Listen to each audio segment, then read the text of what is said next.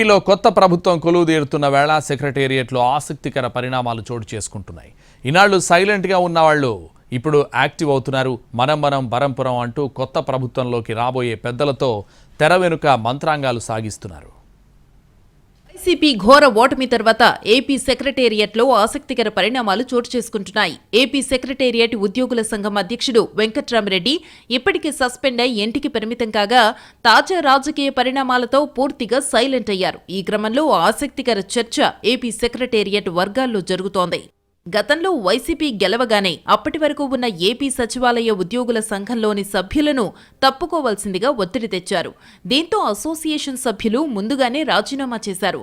ఇప్పుడు కూడా same scene repeat అవుతుందా, లేక గడువు పూర్తయ్యే వరకు ఆగుతారా అనే దానిపై చర్చ జరుగుతోంది.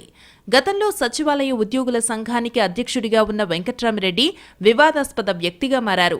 పూర్తిగా వైసీపీకి అనుకూలంగా వ్యవహరించారనే విమర్శలు వెల్లువెత్తాయి. తాను వైసీపీ మనిషినేనని చెప్పుకోవడానికి వెంకట్రామిరెడ్డి కూడా ఎక్కడా వెనకాడని పరిస్థితి. దీంతో సచివాలయంలో కూడా పార్టీల పరంగా, కులాల పరంగా చీలిక వచ్చేసింది. ఇప్పుడు ప్రభుత్వం మారడంతో సెక్రటేరియట్లో అగ్గిరాజుకునే సూచనలు కనిపిస్తున్నాయి. ఈ క్రమంలోనే ప్రస్తుత కార్యవర్గంలోని సభ్యులు కొనసాగుతారా లేదా అనే చర్చ ప్రారంభమైంది.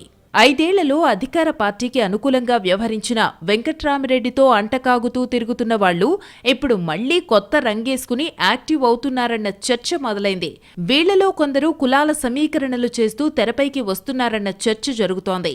ఇప్పటివరకు వెంకట్రామిరెడ్డికి వ్యతిరేకంగా పోరాడిన వాళ్లకంటే పైచేయి సాధించే ప్రయత్నం చేస్తున్నారనే చర్చ కొనసాగుతోంది.